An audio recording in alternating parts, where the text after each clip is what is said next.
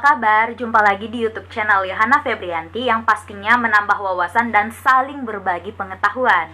Oke, di minggu ini kita akan membahas tentang sejarah masa pemerintahan Hindia Belanda, mulai dari aspek ekonomi, politik, sosial, dan budaya. Sesuai informasi minggu lalu, setelah VOC dibubarkan, maka semua tanggung jawab akan diambil alih oleh Kerajaan Hindia Belanda dan dibentuklah pemerintahan Hindia Belanda. Sebagai gubernur jenderal yang pertama atas persetujuan Napoleon, maka ditunjuklah Jenderal Willem Daendels tahun 1808 sampai 1811 sebagai pemerintahan pada masa itu dan dijuluki sebagai diktator karena kekejamannya terhadap bangsa Indonesia. Berikut ini adalah tugas dari Daendels. Selanjutnya kita akan membahas tentang kebijakan ekonomi, yaitu salah satunya Kulturstelsel. Kulturstelsel adalah tanam paksa yang ditetapkan pertama kali oleh Gubernur Jenderal Van den Bosch pada tahun 1830 yang mewajibkan seluruh masyarakat untuk menyisihkan sebagian dari tanahnya untuk ditanami komoditas ekspor. Beberapa tujuan dari adanya tanam paksa.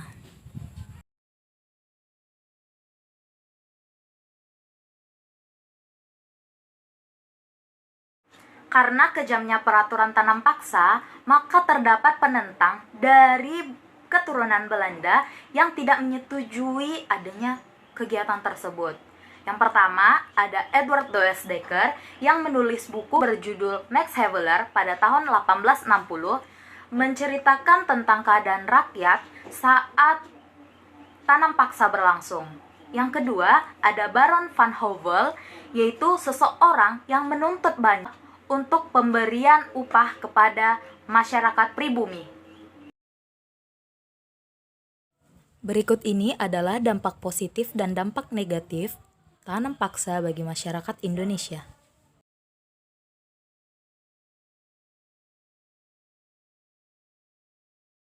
Selanjutnya ada kebijakan politik. Yang pertama ada politik etis atau politik balas budi, yaitu sebuah pemikiran progresif bahwa pemerintah Belanda berkewajiban moral terhadap penduduk Hindia Belanda karena sudah mensejahterakan masyarakat dan kerajaan Belanda yang ada di Indonesia. Yang kedua, ada divide et impera atau politik adu domba yang bertujuan untuk mendapatkan dan menjaga kekuasaan dengan cara memecah kelompok yang besar jadi kelompok kecil sehingga lebih mudah ditaklukkan. Yang ketiga adalah politik pintu terbuka, yaitu golongan liberalis Belanda berpendapat bahwa seharusnya ekonomi Indonesia itu ditangani oleh pihak swasta, sedangkan pemerintahan hanya mengawasi saja. Selanjutnya kita akan membahas tentang perubahan sosial.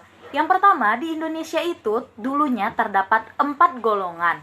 Karena datangnya koloni Belanda, kita menjadi 3 golongan. Yang pertama ada golongan Eropa. Golongan Eropa itu adalah golongan orang-orang yang memiliki kekuasaan besar terhadap Indonesia dan mereka juga adalah pemegang saham atau penanam modal di perusahaan perkebunan di Indonesia. Yang kedua, ada golongan Asia dan Timur Asing, yaitu mereka yang memiliki kedudukan sosial yang lebih tinggi dari kaum pribumi. Karena status ekonomi mereka yang tinggi membuat pemerintah Belanda memberikan mereka kemudahan dalam perdagangan. Yang ketiga adalah golongan pribumi, yaitu golongan mayoritas dan pemilik dari negeri ini. Tetapi mereka juga yang tertindas dan terjajah. Mereka merupakan golongan paling rendah. Berikut ini adalah pengaruh budaya dari bahasa. Yang kedua adalah gedung bangunan yang bergaya kolonial seperti gambar di atas. Ternyata pelajaran sejarah Indonesia itu menarik kan? Sekian dari saya, terima kasih. Jangan lupa di like, di komen, dan di share untuk teman-teman kalian semua supaya semua orang bertambah wawasannya. See you on next video.